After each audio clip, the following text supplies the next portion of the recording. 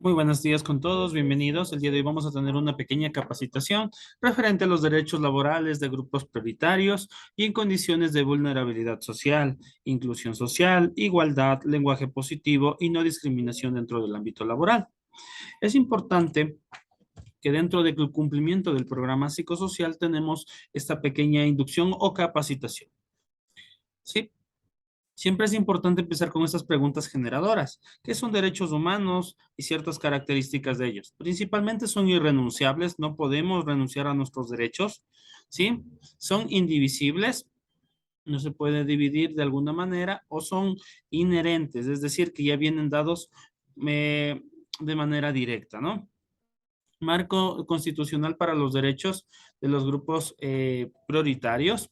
En la Constitución, en el artículo 11, habla de garantizar la no discriminación.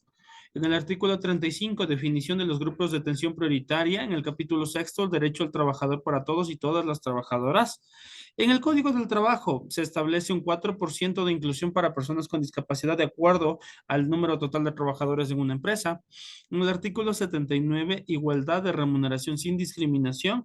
Y en el artículo del Acuerdo Ministerial 398, el tema de protección y derechos laborales de las personas que tengan VIH-Sida. Derechos entre sexo y género. Enfoque de género. Es reconocer la diferencia que se ha interpuesto la sociedad entre hombre y mujer para asignar roles, definir el acceso a las oportunidades. Diferencia entre sexo y género. Hablar de sexo es características genéticas, hormonales, fisiológicas y funcionales. Y hablar de género son características sociales, culturales. Se relaciona con los rasgos que han ido moldeándose a lo largo de la historia de las relaciones sociales. ¿Sí? Como nosotros vemos, el Ecuador es un país pluricultural, ¿sí? Que es importante también aquí, que nosotros podamos ir definiendo, sí, ciertos criterios en este caso. El decreto 60 habla, toda doctrina de diferenciación o superioridad racial es científicamente falsa. No existen razas que puedan ser consideradas superiores, ¿no? Dentro de los derechos colectivos, la Constitución reconoce en el numeral 2 del artículo 57 no ser objeto de racismo ni de ninguna forma de discriminación fundada en su origen, identidad étnica y cultural. En el artículo 3, adáptese una política laboral de acciones afirmativas para sectores sociales históricamente discriminados con el fin de generar oportunidades de trabajo sin discriminación racial entre todos los ciudadanos. En todas las instancias del Estado se procurará el acceso laboral de afroecuatorianos, indígenas, montubios en un porcentaje no menor a la proporción de su población. Base legal de discapacidades.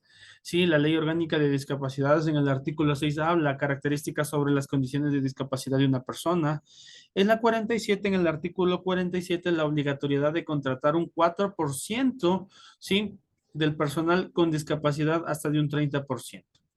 En el artículo 48, definición de quiénes pueden ser considerados personas sustitutos, básicamente que van y valga la redundancia, sustituyen a una persona en este caso que podría tener algún grado de discapacidad o por algún caso que pueda ser debidamente comprobado.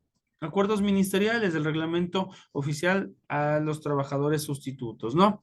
Tipos de discapacidad visual, tanto de la pérdida de agudeza visual, auditiva y lenguaje, pérdida de la capacidad de escuchar y hablar. Intelectual, el coeficiente intelectual bajo la media. Psicológica, afección del comportamiento adaptativo, personas que no se pueden adaptar o tienen ciertas características o rasgos que se tienen que trabajar. Físico, básicamente habla de las funciones motoras de los trabajadores, ¿sí? Dentro de los tipos de discapacidad. En el artículo 398 del acuerdo ministerial, habla acerca de la no discriminación a personas que viven con VIH-Sida. El virus no se transmite en encuentros casuales como saludar, estrechar la mano, toser, abrazar, compartir vajilla, picaduras de insectos, compartir el mismo baño, sudor o lágrimas.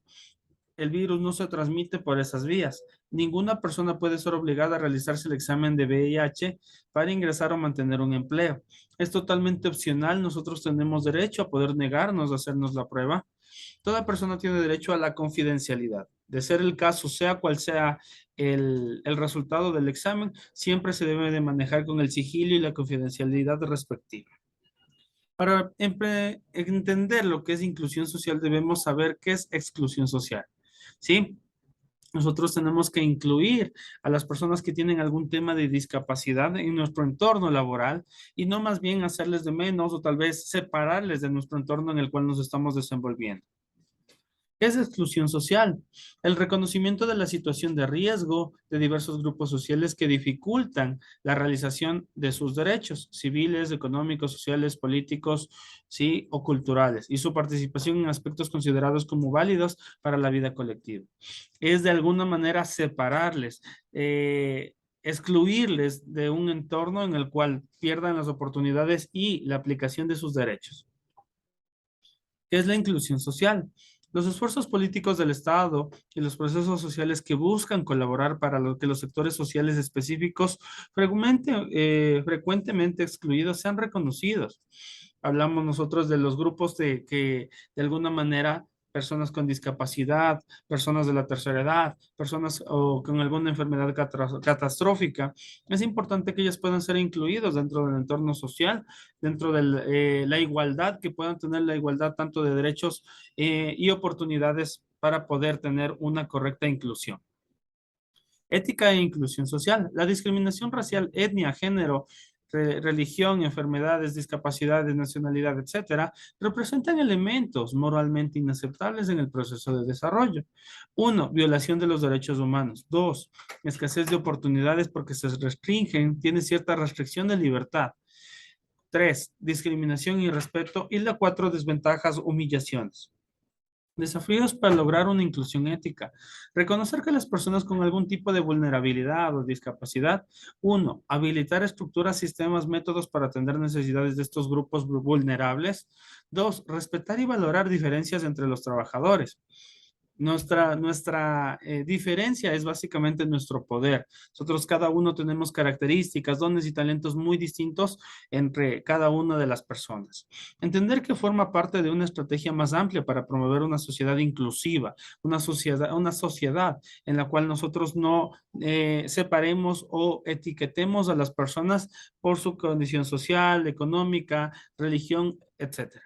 Involucrarnos sabiamente en los procesos dinámicos en la cual debemos estar e ir evolucionando, ir mejorando, ir abriendo un poco la mente en el sentido de que nosotros podemos tener una inclusión adecuada. Básicamente es lo que les queríamos mencionar dentro de esta pequeña capacitación. Siempre es importante la discapacidad. Sí, no es lo que hace la vida difícil, sino las barreras que nosotros como sociedad podemos ponerle. Entonces, les invito a que mantengamos un entorno de inclusión con las diferentes particularidades de cada una de las personas y que las respetemos y que las podamos nosotros valorar. De mi parte, les agradezco que tengan una excelente tarde. Muchas gracias.